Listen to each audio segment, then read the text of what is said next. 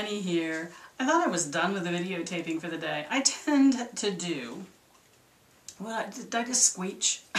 I tend to record videos a lot on Sunday or Monday because that's my days off. That's my weekend. I work Tuesday through Saturday. So I tend to do some recording. One of those 2 days I will settle down and do some recording, which I then edit and upload during the week. I've done a lot of recording this weekend. So it's been one of those weekends, I guess. I thought I was done, and then I remembered there was one other video I wanted to do. And that video is about energy flow. And it is in response to questions I have received. I haven't really commented on videos that I have been seeing recently from a lot of YouTubers I truly respect about the fact that over this last dark moon, it has felt really, some even said weird, mysterious, a little bit confusing, a little bit chaotic. There's been all kinds of descriptions of how the dark moon energy felt to a lot of people I really respect over this last dark moon cycle. And I actually received quite a few questions from people saying, Annie, does it feel funny to you? What are you feeling? And people were trying to decide how it felt to them, and if they were feeling anything, or if they should have been feeling anything. And I had that floating around in my head that, oh, someday I'll have to address that. And then I got a comment from someone who actually is new to me. I hadn't seen them comment on a video before, and they hadn't sent me any emails before, who said that they also were seeing these videos put up by people over the last dark moon that they really respected and were watching and enjoying on YouTube, and they were explaining how it felt, and they were all kind of feeling the same way. Well, this person's question to me was, what's wrong with me? I don't feel that. And that's what led me to put this video up, because I didn't either. And I rarely do. So I wanted to put the video up because those of you who are thinking, oh, what did I miss out on? It's so individual what we tap into and what we feel in the moon tides. And we're all in a different place when it comes to relating them. We all live geographically in different places where indeed it can be very, very different from place to place. And in this case, so many people from so many different areas were saying something that some of my viewers were like, oh my, I thought I was getting really good at the moon thing, but I'm not getting what they're getting, so, oh my gosh, am I back at like newbie level again? That I'm missing out on this? We're all different in the energies that we connect to. I don't usually feel like I'm somebody that Mercury in retrograde never affects me. Never affects me. It just doesn't. Some of us are, part of it's we're very pragmatic. So if we feel a shift in energy, we deal with it, and we're the kind that have to be in control, therefore we make it become what we want it to become. We shift the energy around us. We just own the space around us and we change it. So there's a pragmatism to some of this, that we don't always ride the tide of these energies that we feel. We actually acknowledge them. I call it looking them in the eye, face to face, learning them, and then retaking our own territory. A friend of mine who says it more crudely says that in the face of that, he pisses on his own territory. He makes his claim, he makes his statement, he takes back what he connects to in a solid sense around him. So there's that pragmatism that some of us deal with energy flows that way. Doesn't mean that someone like me who's very pragmatic doesn't sometimes just go surfing and ride the crest of whatever energy there is. But I always have one foot on the ground. I always have one foot on the ground because I'm a child of the earth. I am in no way a child of energies which move us away or above or separate us from.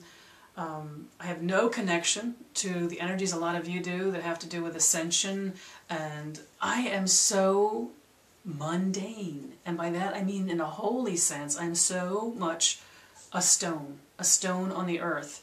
And when these energy flows, which sometimes affect others, swirl around them, I sense them and I feel them. I make use of them. I like to learn from them, but then I connect to the earth and I connect to the elements in the physical world I know around me, and I ground them if I don't feel the need to go where they're taking me. I tend to sense them.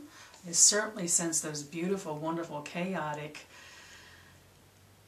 energies of the abyss that come our way at the dark moon, and I certainly sense the energetic, invigorating, riding the top of the wave energies of the full moon, especially leading up to the full moon. That's when I tend to get my juices really, really going.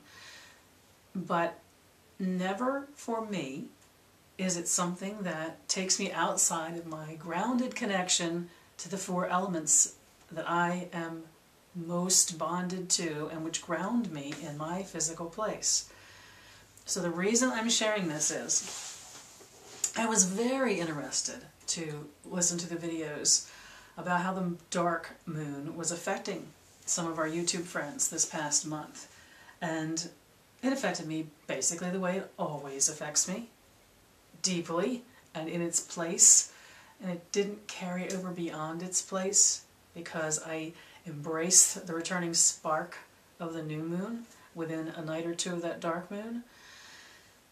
And also, I am a rock on the earth. I am so much a creature of this place and this time. And it's not because I don't acknowledge those energy flows, but it's almost as if I choose to join them when I want to, choose to learn from them, stand up and feel them wash over me. But then I have an instinctual thing that happens, which is I get back in touch almost immediately with what I am deeply, the most deeply connected to. The reason I wanted to do this video is there are times when I am blown away by the energy of the turning of a season or a moon. I can get totally blown away at high noon in the summer sometimes. Just totally turned limp from the experience of it, and I have a hard time moving past that to then be in the rest of the day. Yes, we all have those moments. But I have, over my years of trying to be intimately connected with the energy flows around me, done that while increasing my ability to ground myself in my physical, elemental surroundings. So the reason I wanted to make this video is, the first thing is, if someone's sharing that they're elated and flying high at the new moon, or they're feeling the power of the dark moon, and even for an extended period of time they're feeling these energy shifts, and they're being very honest and they're describing them to us. If you're watching their videos and you're like, oh, what's wrong with me? I don't feel that. There's going to be a time you are going to feel something powerfully. They don't. It's according to how receptive we are at any given time. In other words, if we are really akin to water and earth, we are especially going to be receptive to these energy flows. But if at a certain point in our life we are air or fire connected, we don't take in and absorb these things. We tend to witness them more, look them in the eye, ground ourselves, piss on our territory, like my friend Rob would say. We each have times that we react to these energy flows differently. We also, some of us, are so grounded in the beauty of the physical world around us that those flows don't impact us that powerfully. They just don't. We all experience it differently, whether we experience it always differently or here and there experience it differently. There's going to be another turning of the wheel. There's going to be a high noon or a full moon or a dark moon or one of the 8 that is going to totally blow me away, and it's going to take me a few days to get over the energy of it. That happened to me at Maybone last year. For some reason it took me almost 2 weeks to really come back from Maybone. In general though, my instinct is face it, stand up, challenge it, learn from it, take it in, and then ground myself into the world I know and I am intimately related to, which is the physical world around me. Shared, so that those of you who email me about what's wrong with me, I didn't feel what they're discussing. Am I not studying correctly? Am I not honoring the moon correctly? It didn't happen to me. What's wrong with me? There is nothing wrong with you. There won't be anything wrong with you when you have an awesome, kick-ass, knock you off your feet experience that no one else has. We are each at every moment in our lives either very receptive or very projective in a relationship to the world around us. And just as this dark moon to me was nothing more than a beautiful, peaceful, introspective evenings with the ladies of my coven, with nothing great or momentous happening, it was, at the same time, to others that we know, not only momentous in its turning that evening, but that energy carried on for days for them. It's all as it should be. The only advice I would give newbies is if you are carried away on the tide of any of the seasons, any of the balancing points, any of the moon or sun hinge points in the life, if you are carried away on them to a place of being uncomfortable and feeling you're being taken away from your life, the focus you need to be doing is on what is your life, what is your relationship to the elements around you, the four elements that you know intimately because you are one with them, you are a physical being on this earth. What can you learn or relearn to settle you back down into your relationship with the elements that surround you? That's the only advice I'd give you.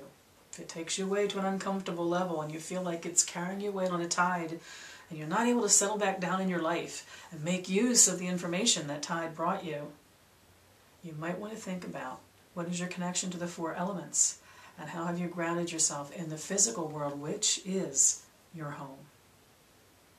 I wish you mirth and reverence. Merry part.